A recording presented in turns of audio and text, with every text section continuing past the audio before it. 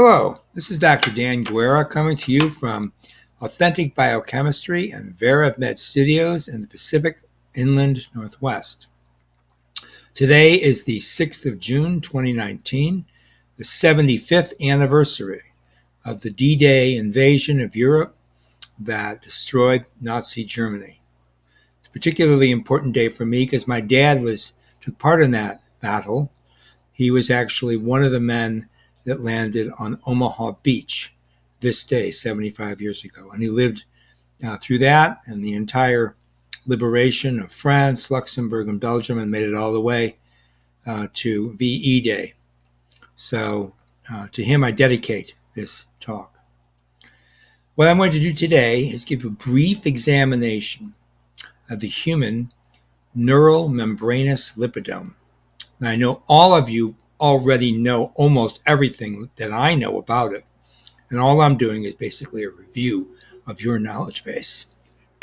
But just in case you've forgotten a few of these things, I thought it wise before summer starts for us to get our memories in order so that we can recollect and we can utilize that recollection for empirical examination and ultimately using our faculties of reason to synthesize a priori concepts which can be used to develop what we can call a knowledge base for the phenomena associated with synaptic transport. So let's get started. Again, I'm Dr. Dan Guerra. That is my email address. And let me go ahead and get this slideshow in order here from the beginning. Okay. Let's get rid of this thing down here. Okay. That's my Facebook page. You can see it up there. Anytime you want to look at any of these videos, go to that Facebook page and you will find them. I still have not cataloged them. I still have not collated them. I'm still waiting for a volunteer. Hint, hint. You can contact me in my email and you can volunteer to help me do this. And I will be most graciously grateful. But until then, you'll just have to go into that Facebook page and find these. And these are all free. Now, what I do for a living is not free because it's doing it for a living. What these are calling cards. These are fancy stationery at the Swank Hotel. What these are attempts to let you know what I do when someone comes to me with a question in biomedicine, and all the way down to the level of organic chemistry and basic physiology, all the way up to even a discussion of clinical practices as they associate particularly with pharmacotherapy, but also in other elements of medicine. Now, I am not a physician, a clinician. I'm not an MD. I'm a PhD. In fact, I have an MS and a PhD, both of them studying biochemistry. And I've been doing that for, well, my PhD was in 1983, so you can figure it's been a while. I've been a professor at universities in the United States most of my career, and also a research scientist my entire career. So when I talk about these topics, they are coming from both an understanding of how to teach them at the graduate level or medical school at university, and from the level of understanding how research is done at the bench, because I did a lot of bench science. In fact, even recently I've done some. So I've always want to bring that in as an important issue, that what I speak about in terms of scientific endeavor, I know fully aware how it's done, how much it costs, how many people are involved, and how papers are written, put together, and evidence is eventually vetted, and dynamic sort of considerations are made so that you develop hypotheses that can be used for further research. And those are usually done by deductive means for ultimately an induction. Okay, so this is VerEvMed Authentic Biochemistry. Today is the 6th of June, 2019, as I said. We're going to talk again about the human neural membranous lipidome. We're going to go back and take a look at a paper that was published about 4.5 years ago in the Journal of Molecular and Cellular Medicine. What it talks about are structures called porosomes. So I want to introduce some terms so that we can use them freely in the talk. So cup-shaped lipoprotein structures called porosomes are the universal secretory portals at the cell plasma membrane. So maybe if you weren't aware of that, now you are. The porosome is where secretory vesicles transiently dock and fuse to release intravesicular contents to the exterior of the cell. So what can we say about these porosomes? There's about 10,000 different lipid species present. That's a lot of different molecules, all of different structure. Now, of course, lipids are a major class of biomolecules. I know all of you are fully aware of that. I guess sort of a spoiler, I am a lipid biochemist, so I bring in lipids whenever I can, and this whole talk is going to be about lipids. Actually, it'll be about proteins too, and physiology. But anyway, lipids, foundation of life. So lipids, of course, are a class of biomolecules involved in almost in every aspect of cellular structure function, from cell signaling to ion channel function, to cellular and subcellular compartmentalization, such as mitochondria, ER, nuclear membrane, that sort of thing. Membrane fission and indeed fusion. Okay? Cup-shaped lipoprotein structures called porosomes are present at the cell plasma membrane, that's the surface membrane, where secretory vesicles transiently dock and fuse, as I said. Fusion of membrane-bound secretory vesicles at the porosome base is mediated by calcium and a specialized set of 3 soluble N-ethylmaleimide sensitive factor attachment protein receptors, NEM sensitive factor attachment protein receptors, called SNAREs. Now, if something is sensitive to NEM, what that means is it has some kind of sulfur or sulfide chemistry. Okay, it's important. In neurons, for example, target membrane protein SNAP25 and something called synthase 1A are called T-SNAREs. They're present at the base of neuronal porosomes. Sorry, that was syntaxin 1A. They're at the base of neuronal porosomes, and a synaptic vesicle-associated membrane protein, or V-SNARE, notice all the acronyms, are part of the conserved protein complex involved in membrane fusion and indeed in neurotransmission. So this is a nice drawing here, and I want to go through it kind of quickly, though. I want you to get the idea that you have a synaptic vesicle. It's going to encounter the membrane, the plasma membrane, and it's going to generate a neuroporosome. Okay, so that's what you're going to do here at various stages of this process till ultimately the cellular contents are sent out of the cell via that porosomal complex. So let's take a look at what's going on pretty quickly here. First of all, this is synaptic vesicle fusion at the base of the porosome. Say, here's the vesicle, there's the base of the porosome. It leads to neurotransmitter release at the nerve terminal. Okay. So A, first structure shown here. The presence of NSF, T-SNARE, and V-SNARE, these are all proteins involved in the process, fail to form a complex by themselves. But in the absence of active NSF, T-SNAREs, and V-SNARE, they interact to form a channel, bringing the opposing bilayers in close proximity. Notice what's happening here now. Okay, sorry, let me get my mouse where it is. Okay, now look what happens when you introduce calcium. If the TV-SNARE channel is formed in the presence of calcium, okay, this is now the active functional component, the hydrated calcium ion loses its water shell by bridging with the opposing phospholipid head groups. That's because they're negatively charged or anionic, and calcium has, of course, a divalent cationic charge. Okay, that results in lipid mixing. That's what's shown down here. Lipid mixing, okay, and the establishment of a conducting T-V-SNARE channel. Finally, secretory vesicles with a buildup of intravesicular pressure, what's going on inside the cell, can then pump out the vesicular contents through the SNARE channel. These pictures here actually show, these are actually actual atomic force micrographs of a neuronal TV-SNARE ring channel. And it's showing with the porosome open. So initially, the proteins themselves cannot function to facilitate the fusion.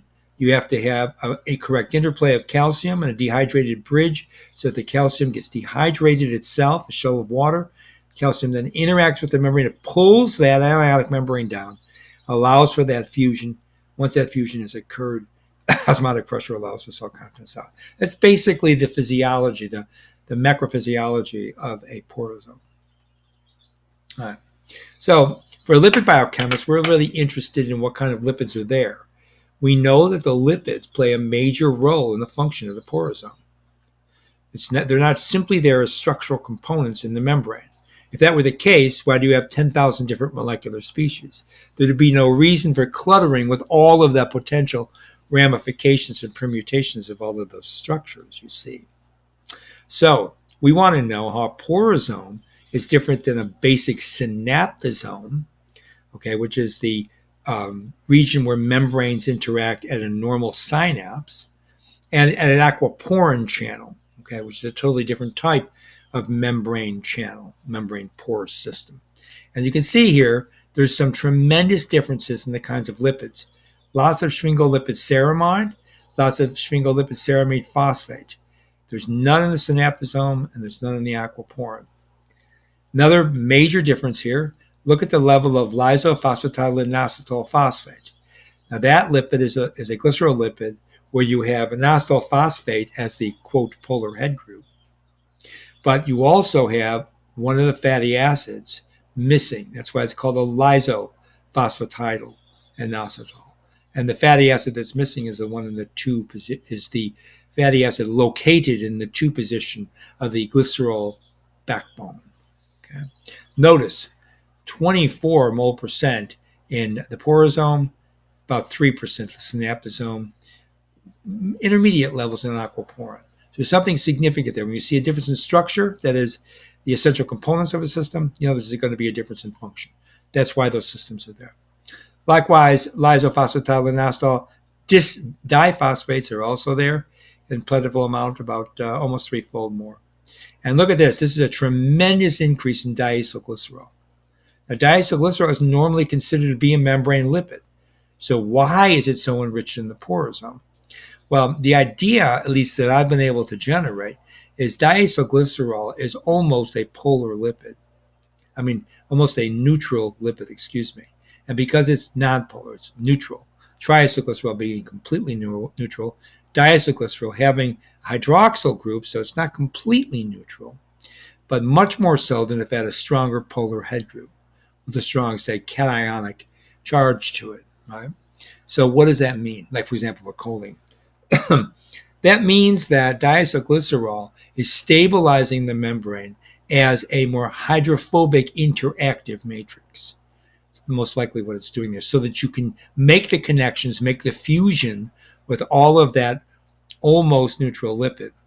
So that, and plus the diacylglycerol is a good intermediate for phospholipid synthesis as well as sphingolipid synthesis in both of those pathways, respectively. So that's why I think there's such a whopping amount of it.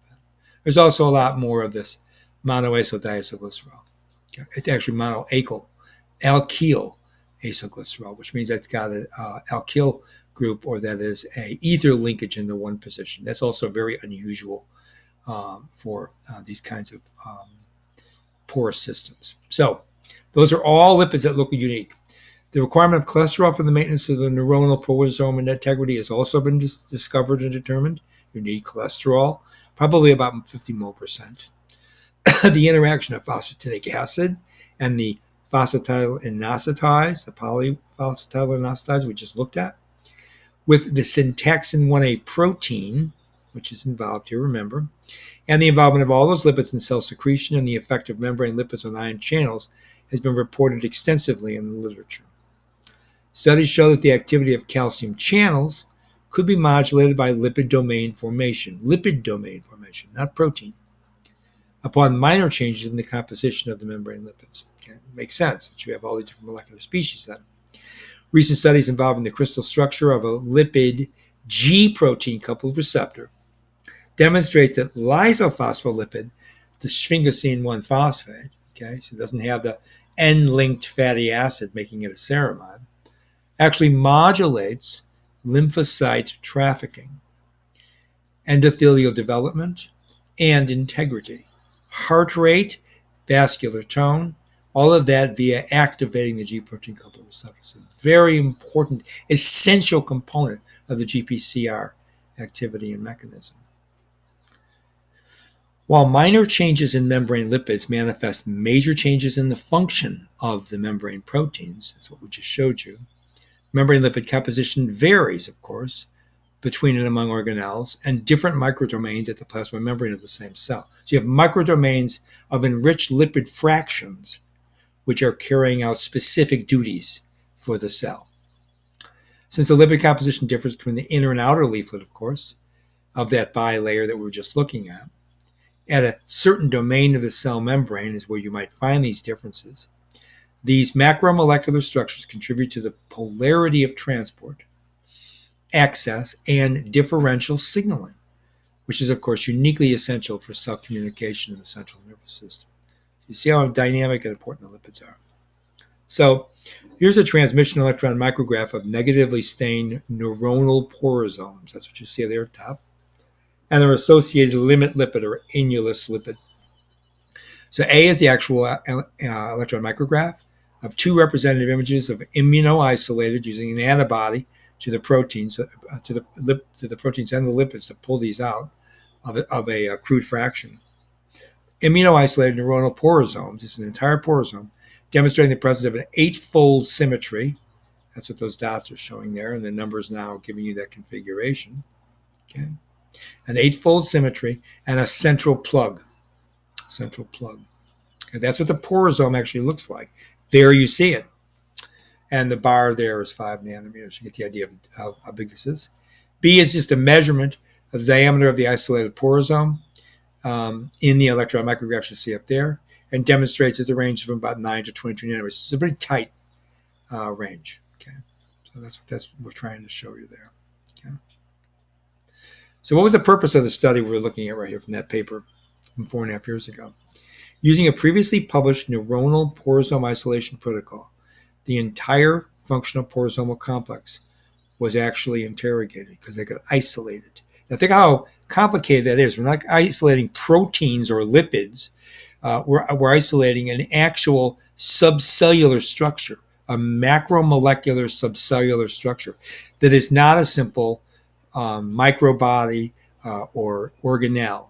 This is something that is a membranous region, which has components that are both intracellular and extracellular functioning together in 3-dimensional space and time, creating that porosome we just saw in that previous cartoon slide. So associated lipids with the porosome complex were assessed using mass spec in this paper, of course. Further determined lipid interactions with the specific porosome proteins. Lipid binding, lipid overlay assays were performed in known lipid binding domains within the porosome complex for possible lipid protein interactions were also determined. So they did a lot of really great work in this paper. So what they did is they isolated synaptosomes from rat brains, okay? And then from that, they did a bunch of homogenation and centrifugation. You can read this here. They ran an ultracentrifuge through a sucrose gradient and then a Percol gradient. And they finally then developed this method I'll show you in a moment to get the synaptosomes. So they did an alternative technique to just get the synaptosome from the synaptosomal fraction. Synaptosome preparations contain multiple types of synapses, as you might guess. They only want one type.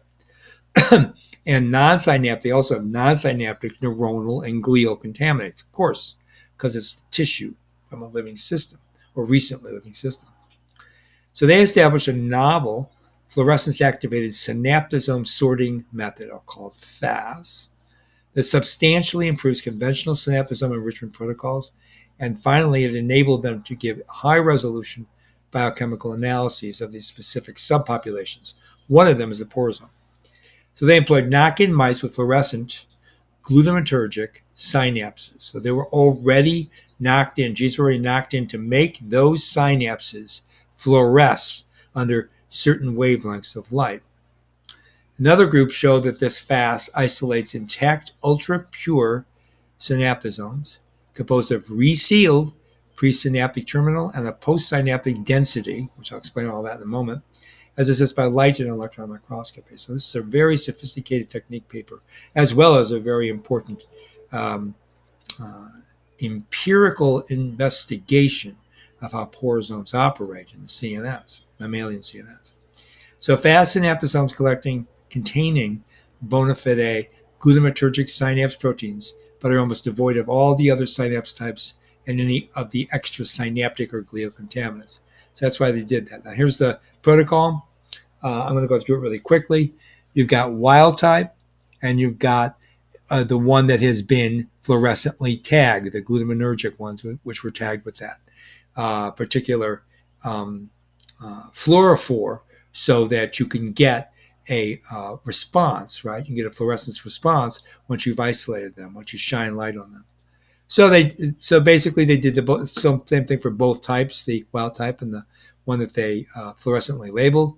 They dissected the brain. They isolated a very crude fracture of synaptosomes, like shown you in the first slide of this technique section.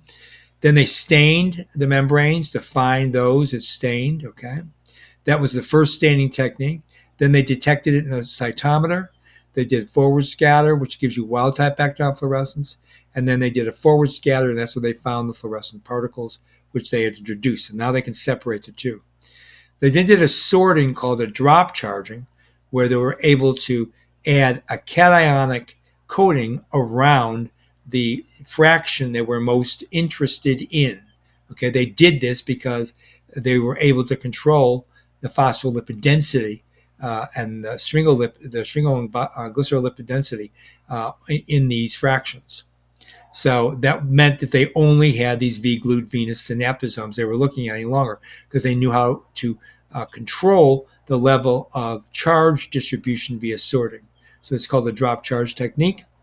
They then did a deflection so that they got only those fractions that they wanted. So they did a negative charge deflection. So that meant that because there was a polarity to the population they were looking at, they were able to subcellularly fractionate all of the stuff that was not these V-glut 1, with the fluorescent tag, and that was all waste and pitched. They had then the FASS sample. They recovered it. They were able to do multicolor immunofluorescence using flow cytometry. And then they also then finally did an elution and SDS buffer. They ran a gel to look at the proteins. They did a Western blot using antibodies to all the proteins we were looking at, the snares and SNAP proteins we were looking at. And then they did, and they also did some EM work, right? They want to take a look at what the porosome looks like. And then they did a digestion, and they made methyl esters of the fatty acids, and they did a complete lipid workup using liquid chromatography mass spec tandem. So they get a lot of information out here, right? And this just shows you how the fractions are being enriched. You can get excitatory and inhibitory and modulatory type of these synaptosomes, which are going to become eventually the porosomes, and strongly enriched for those that only have the V-glut. And then you get an idea what that might look like, what those enriched fractions might look like with all the synaptic vesicles ready, and there's the porosomal complex up there. Okay. So the human brain, back up a little bit. So that was their technique, okay? Very good technique. Human brain is composed of an estimated 10 to the 12th heterogeneous neurons, okay, that communicate by way of 10 to the 15th synapses. I mean, these numbers are astronomical, literally. Whole brain tissues are variably composed of neurons and glial cells, as most of you know. And glia actually comprise about 95% of all the cells in the brain. Yet, I just told you that there are all of these neurons. So you get the idea that the brain is mostly glia, 10% maybe, 5-10% neurons, but still you get 10 to the 15th potentially programmable, controllable, metabolic as well as electronic synapses. That's a tremendous amount of activity, of communication, of neural transmission, of action potentials. Right? Okay.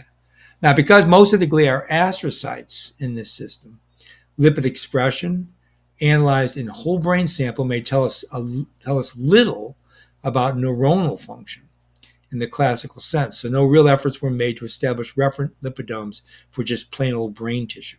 That's coming. Right? We need to know all the lipid fractions in all those glia cells. It's another tremendous research gambit, which really hasn't been taken on until date. So synapses, okay, there's a brief review of what synapses are. They're electrical or chemical communicative, okay, I just told you that last slide, contacts between neurons.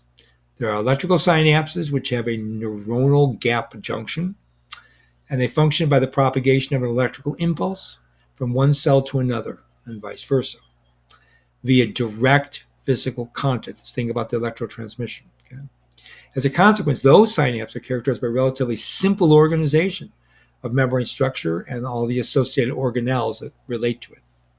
So electrical synapses are also less mutable in terms of their function and molecular characteristics, and thus exhibit little of the reformability or remodeling that typifies the chemical synapse. Once you add chemicals, anytime you change a chemical structure, chemical composition, chemical sequence of events, you can add a new nuance and therefore change the functionality of the synapse. You can see that they're much more versatile.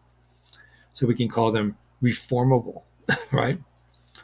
Chemical synapses contain a broad range of chemical neurotransmitters and neuropeptides for intracellular communication, in addition to localized translational machinery that is tightly coupled to the signal. So you have a localized translational machinery where you got messenger RNA packaged down the long extent of the axon.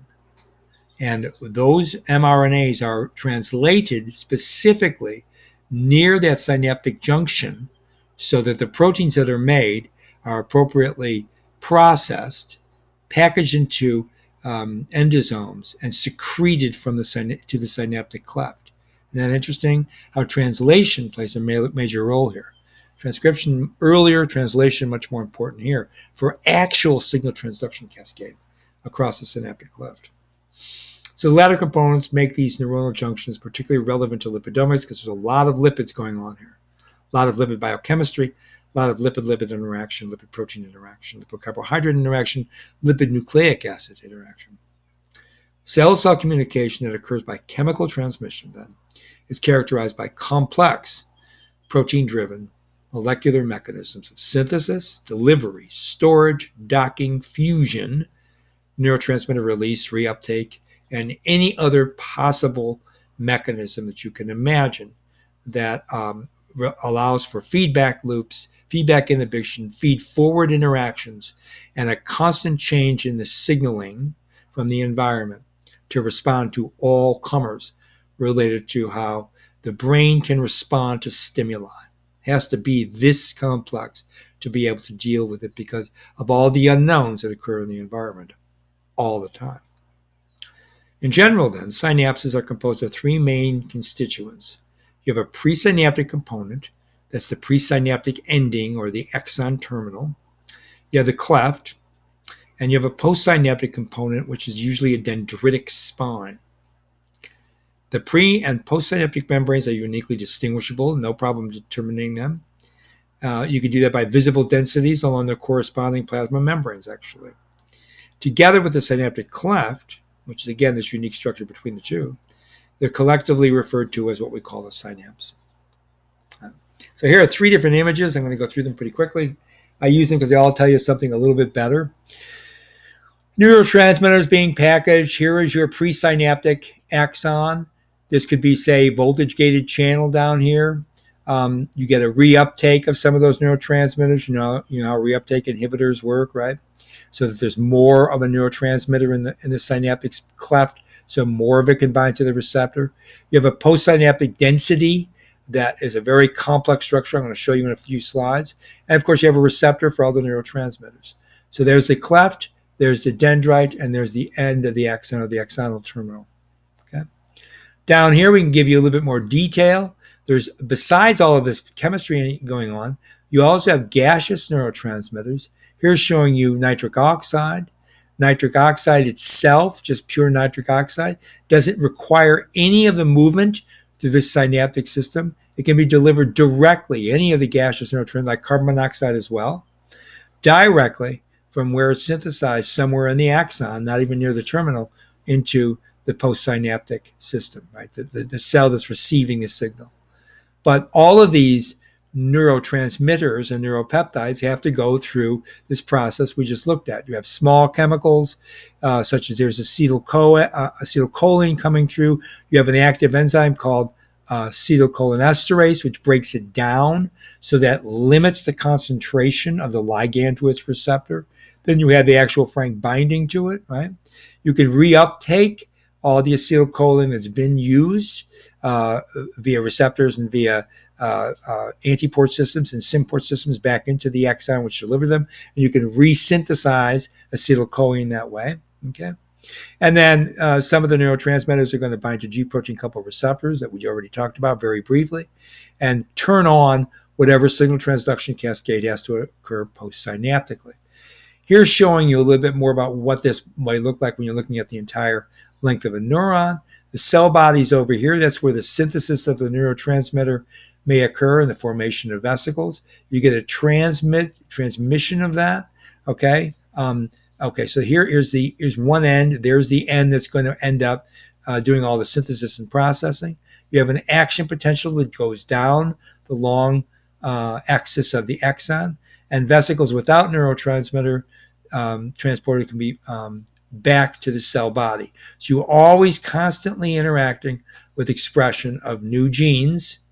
That is a translation in particular. And when that occurs, new pools and new composition of the neurotransmitter pool can be accommodated by the alterations in the valence and fluence and therefore nuance of the stimulation of the preceding axonal terminal, thus controlling the expression, delivery, and release of all of those different neurotransmitters. So again, here's just showing the presynaptic terminal. You get all these neurotransmitters sent out, they're bound to the receptor, and then they carry on whatever function they're going to do in that receiving neuron, okay, going through the dendritic spine. So action potential causes calcium to re-enter, evoking a release of neurotransmitters. So you have a constant change in the polarity of the membrane that calcium can accommodate. I also told you that calcium hydrates, rehydrates, and that allows it to tightly bind to anionic annular lipids in the plasma membrane, such as the production of the porosome. Remember, that's not even shown here, right? But that kind of functioning is also occurring. All right, so let's write this out real quickly. The presynaptic ending is distinguished from the post component by the presence of neurotransmitter-filled vesicles. That's the source. In response to presynaptic membrane depolarization, such as with calcium flux, the vesicles exocytose their contents into the cleft through a complicated membrane trafficking event, which will require at least another full lecture. The presynaptic axon terminal, also known as a bouton, of the presynaptic component also contains other organelles such as the mitochondria, smooth ER, microtubules, and neurofilaments, so that you can carry out translation of glycoproteins and proteolipids such that you can do covalent modifications of nascent proteins synthesized in the endoplasmic reticulum Golgi apparatus before they are put into those vesicles and secreted into the cleft. The presynaptic membrane is variably populated by docking fusion apparatus, ion channels, and all kinds of other proteins and lipid constituents, which have been well characterized in the literature over the last quarter century. There are 20 to 30 nanometer wide synaptic clefts, which separates the pre- and postsynaptic membrane. That's how wide that cleft is. Generally, it contains a dense plaque of intercellular material that includes more microfilaments. So it's not simply an aqueous space. It's a fibrous space, fibers and gels. The postsynaptic membrane, contrarily, particularly at the dendritic spine, which is what we're trying to focus on here, is recognized by a collection of dense material by the EM. Okay, that's called the density. Not very creative, but that's what they first called it. They call it the postsynaptic density, or PSD. No, that's not a neuropsychological disease after having stress. So the PSD is a specialization of the nerve cell's submembrane cytoskeleton, composed of granular, filamentous, I already told you that, right, gels and fibers, material, contains cisternae, or that is pinched off subcellular structures with lots of surface area, of smooth ER, and its existence seems to be dependent on the presence of the presynaptic ending. Okay? So in other words, the formation of the PSD occurs at the same time that activity is occurring at the presynaptic intercalating axon, at that Bhutan specific space. So subcellular fraction rich in structures with PSD, like morphology, has been shown to contain signal transduction molecules thought to regulate receptor localization and indeed to function in the CNS. Now there is a far more accurate depiction, but still only a static image, nothing dynamic. Remember, these are all event ontologies, right? This is all happening dynamically. Nothing like this would ever be found unless you freeze fraction it. But I just want you to look at the complexity of the postsynaptic system. You've got all these receptors up here. There's NMD, there's the trap, there's the potassium channel, there's the AMP-R. You've got all of these different receptors, but they're connected via sometimes the cytoskeleton, sometimes not, all these other protein components. That's what all of these are here, PDC, SAM, GK, PTB, all of these different proteins are associated as assemblages, macromolecular assemblages, which allow for the signaling to be transduced ultimately to the lower regions, to the rest of the postsynaptic cell. So you have actin filaments, which are always involved in any kind of contraction or any kind of biophysical changes in membranes. You need to have actin filaments. That's what they're there for. You have beta-catenin. A lot of these are proteins that are known to modify ultimately gene expression, but they do it indirectly by carrying out a signal transduction cascade. And that's what you're looking at here. All these proteins, the Shank proteins, the Homer proteins, each one of these you can have a complete write-up and workup, a 1 hour at least lecture on. And I've actually talked about a lot of these. Okay, so, there's the calcium calmodulin, protein kinase 2, a very important protein in the postsynaptic terminal cell. They're always active. These kinases are always active. There's RAS signaling. There's PNOS signaling. Some of these I'm sure you've been familiar with. You've heard of these, maybe even work on. There's Rho signaling over here. Okay, so a lot of these also become proto-oncogenic when something goes on either with neurodegeneration or with proliferation in neural tissues. Right? Yeah, you bet. So the synaptosome was first termed in 1964, apparently, by a guy named Whitaker. At the time, the aim was to explore the synaptosomal localization of several known and putative neurotransmitters and all other synthesizing enzymes. And of course, to subfractionate the disrupted synaptosome, that's all they could do then is use detergents, rather powerful detergents, sometimes even ionic ones, to disrupt the synaptosome, obtain homogeneous fractions. That's how they used to do it. You sometimes got closed vesicles, or so-called synaptic vesicles, which are usually inverted, which didn't always have all the contents they had initially, of course. And you had all kinds of other synaptic components, degradation products, basically. These were referred to as pinched-off nerve endings back in the old literature because the lipid bilayers naturally reseal, as I just said. They reseal. They form usually some kind of endomembranous system, which has a bilayer effect to it. But you also have lots of other hex 2 phase chemistry and transition between liquid crystalline and gel phase membranous structures being formed, as particularly in the isolation of these synaptosomes. And that partially due to all this physical shearing when you homogenize the system. So synaptosomes, they knew then, by the late 60s, early 70s, contain a complete presynaptic terminal, including they have mitochondria, they have synaptic vesicles, they discovered those, along with some kind of postsynaptic membrane and postsynaptic densities. All that stuff we were just showing you all the detail of, all the filigree, all the Gothic detail, all the Baroque, right? That wasn't known when this first was being isolated. Now it is. So now we're at the level of immunoisolation of a neuronal porosome complex from the synaptosomal fraction. And we want to get to the porosome, remember? That's what this paper is going to do. So rather than doing that differential centrifugation or any other physical analytical means, such as that kind of purification technique, the authors used immunoprecipitant to obtain a specific fraction of synaptosomes, and those were the ones they knew would give them the enrichment for porosome complex.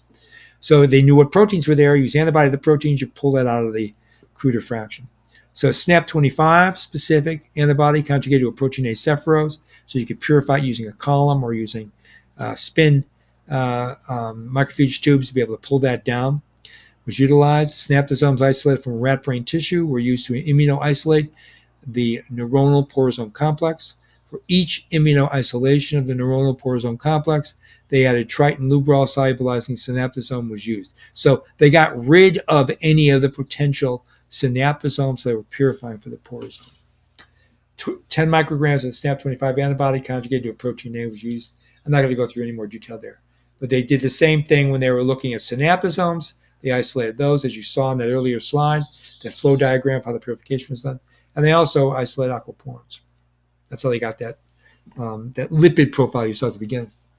So they did an estimation of all the lipids. I'm not going to go through this, but they used methanol to extract. Okay, that's not always the best because it's a reasonably polar solvent, but it's sort of a universal. You pick up almost all the lipids using methanol. Usually methanol mixed with some salt, aqueous phase, but mostly it's methanol. So the upper organic phase collected in a clean glass tube. The lower aqueous phase was extracted twice more with this MTBE solvent system they used. They reconstituted the lipid extract and they analyzed it by a mass spec. So that's how they got their lipid fraction. And then they did a mass spec quantification of all the lipid classes as well as all the fatty acid components. They also looked, as I told you, a lipid-protein interaction activity in the complex itself. How they do this? They took the bound porosome-associated protein syntaxin 1A, and that's identified as by using an antibody against it in a Western blot. They determined what lipid or lipid classic classes that the protein would have affinity to and would bind to. So they did a lot of experiments. They found out which lipids associated with which of the bound syntaxin protein. Then they did sucrose density gradients. They fractionized and solubilized all the synaptosomes. They pre-exposed them to phosphatidic acid, which allowed them to start forming those porosomal complexes. And that's performed by a fractionation of Western blotting and protein fraction to determine the effect of the phosphatidic acid on the protein composition of the porosome. So they're using a lipid to change the protein interaction. That's basically what they're showing you here, that whether or not they used the protein fraction, which protein fraction they were able to use, determine what they found in terms of what proteins were found. They found that when they were very careful, they could get rid of just about all the proteins in the porosome fraction. That's what they wanted to do. So the porosome is deficient in protein, showing indirectly, of course, that means they're highly enriched in lipids. Here's a relative optical density. You can see that synaptosomes have a lot more protein, a lot more different. As you increase the amount of protein, you get more OD at that particular wavelength they were measuring. And you can see that the porosomes have very low optical density because there's very little protein. That's what's showing you here. Different loadings and different isolation using either the phosphatidic acid or the non-phosphatidic acid. This is just an SDS page gel. These are the lipids they found. Again, they isolated neuronal porosomal lipids. They did membrane lipid strips. There was PI, phosphorylated 4-phosphate, 4,5-bisphosphate, trisphosphate, cholesterol, sphingomyelin, sulfoglycosaccharide, which is also a sphingolipid, and there's some of the glycerolipids on the other side. So you get an idea of what they were what they discovered. Now, why they use phosphatidic acid? Phosphatidic acid is a fusogenic lipid. It directly binds to a polybasic juxtamembrane region within that syntaxin 1A. That's why they used it to cause that fusion. Syntaxin 1A mutations that progressively reduce any of the lipid binding were found to result in a progressive loss in cell secretion. So they knew that this lipid syntaxin 1A interaction was essential for, and indeed necessary and sufficient for, the secretion phenomenon, which we know porosomes do. In addition, overexpression of the PA-generating enzyme phospholipase D1. So they were careful. They added PA. Some would say, well, you have solvent. You have to have solvent controls when you add this lipid. How about we just put in a gene for phospholipase D1, which is going to generate phosphatidic acid? Pretty clever, okay? And what they did is they rescued the secretory defects in the mutants. So what they found was that if they overexpressed a PA-generating enzyme, they rescued a secretory defect in any mutant. That means that phosphatidic acid was essential and sufficient to carry out secretion. Syntaxin 1A, being one of the neuronal porosome proteins, that appears to be associated with PA-induced porosomal function, or maybe even the initial interactome to generate it. Syntaxin 1A clustering is mediated by electrostatic interactions. That was shown in lots of other previous papers, with a strong anionic lipid like phosphatidylinositol 4,5-bisphosphate. Okay, so there's another lipid that's necessary, an anionic one, right? So the enriched presence of PIP2 is the acronym for that lipid in the neuronal porosomal complex, and the specific association of the complex with PIP2 confirmed that lipid was also essential. So now you have PA and PIP2 essential. They suggest that the binding of isolated neuronal porosome to phosphatidic acid, cardiolipin, which is diphosphatidylglycerol, phosphatidylinositol phosphate, the diphosphate, and the trisphosphate is in increasing order. Okay.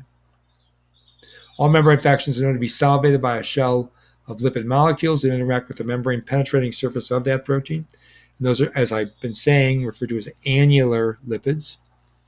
That also lipid molecules that are found bound between transmembrane alpha helices of membrane proteins within the bilayer are referred to all the non-annular lipids, but those are still essential, you see. They're just not making an annulus. Besides those, membrane proteins also associate with non-annular bound lipids and cholesterol molecules between the transmembrane domains of membrane proteins. You have three different potential loci where membrane lipids interact with proteins. Now, the annular lipid binding is dependent on the fatty acid chain length. They discovered that in previous research. And that suggests, of course, that the hydrophobic matching between membrane proteins and the surrounding lipid bilayer is exerting some kind of biophysical distortion of the membrane molecular ultrastructure on that alpha helical bundle, which you found, which is that part of the protein that interacts with that lipid fraction in the membrane. It's also been demonstrated that annular lipids readily exchange with the bulk lipid bilayer. So it's a constant dynamic system. This is not frozen in time. This is in substance ontology. Like everything in every living system, it is event ontology. Of course, everything in every system is event ontology, as long as there is time. However, the mobility of the non-annular lipids is somewhat restricted. That's interesting and important. It means that once you generate an annulus, that annulus is used over and over again for the functionality of the protein that's in the membrane, such as in the porosome complex, generating their density, allowing for signal transduction, altered because of maybe extrapotential changes related to neurotransmitter binding to its receptor. Hence, a precise interaction between proteins and lipids profoundly influence each other's structure functions. So let's discuss this real quickly. Significant contribution to cellular and subcellular structure is known to be imparted by those proteins that cross-link actin, or this is cytoskeleton protein, or connect actin filaments to cellular membranes. The cytoskeleton is involved.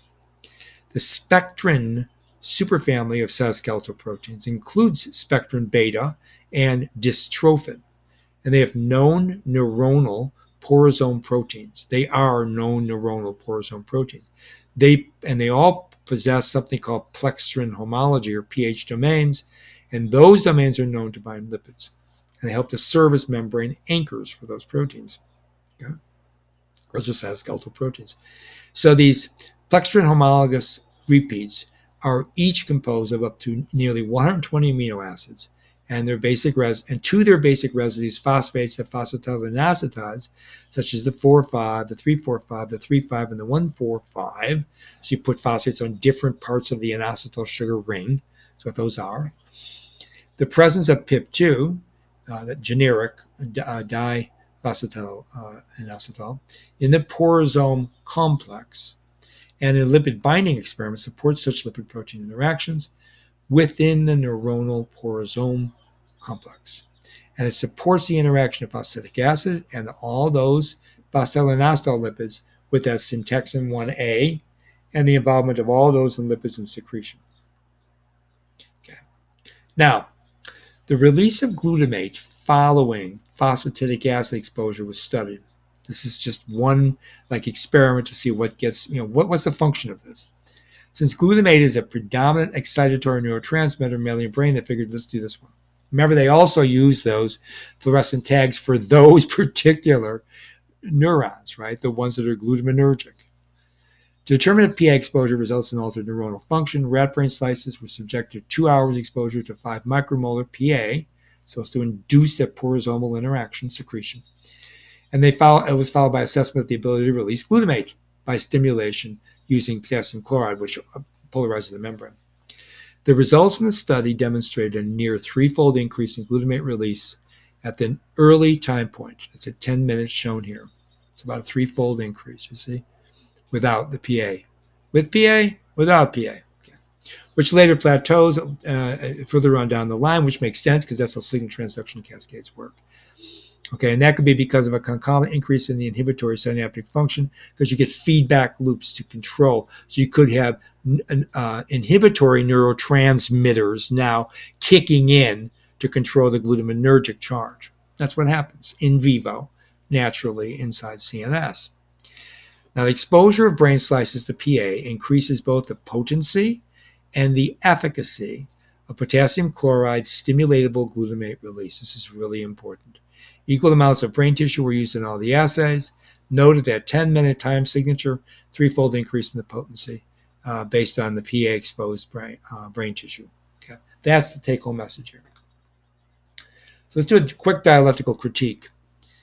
Phosphatidic acid as a candidate lipid species regulates directly glutamate release at a metabolomic synapse. That was pretty clearly demonstrated.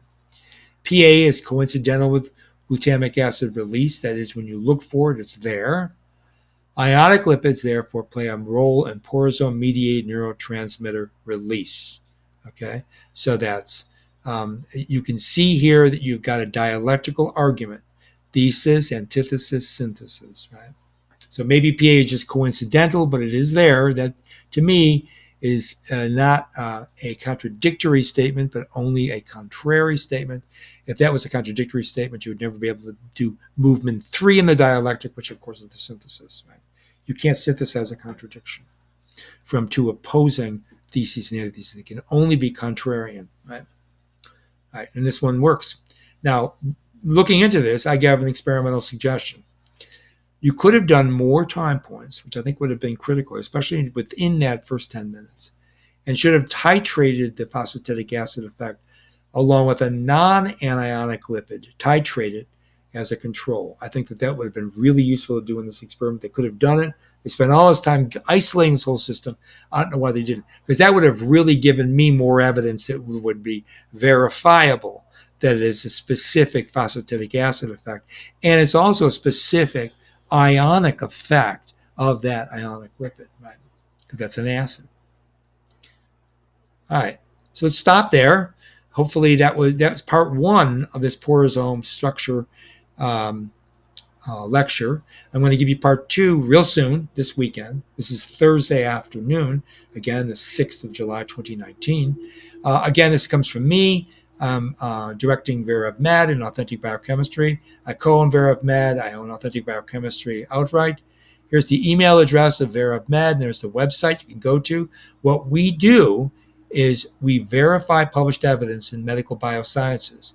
This is a free lecture, but if you want to know something that's in the literature, I can go this far in depth with you or anywhere else deeper or more shallow. in an examination of what you'd like to have investigated in the biomedical, biosciences, biochemical, physiological, pathophysiological literature. That's what I do, and I do it pretty well. Again, I'm Dr. Dan Guerra. It was really good giving this lecture to you. I had fun doing it. And there's my email address. You can contact me directly. If you have any conversation or any discussion you want to about this particular VerEvMed lecture or anyone's in the previous, stay tuned. I'm also going to do an authentic biochemistry. I'm working on a hepatocellular carcinoma there. Pretty soon we're going to start working on building up subscriptions for my YouTube channel and for my podcast. I haven't even been working on that yet. I've been too busy producing content, but I really want to get subscriptions set up so that people subscribe to my YouTube channel. They subscribe to my podcast, which of course, Authentic Biochemistry, which I said hopefully you're also following. You'll find it in Dan Guerra, Authentic Biochemistry. And you find it on all your normal, wherever you get your podcasts from, like iTunes, for example, or Stitcher. There's my Facebook account. You can go directly to it. That'll send you to VerEvMed. I'm generating a new Facebook for Authentic Biochemistry. Eventually, I'm going to fuse the two into one major Facebook group, but we're not there yet. Okay, so let's find the way to get rid of this here. We're going to end this show, and we're going to close down that fraction, and I'm going to say, hopefully you enjoyed this lecture, and my sign off is always the same. I don't like saying it. Bye for now.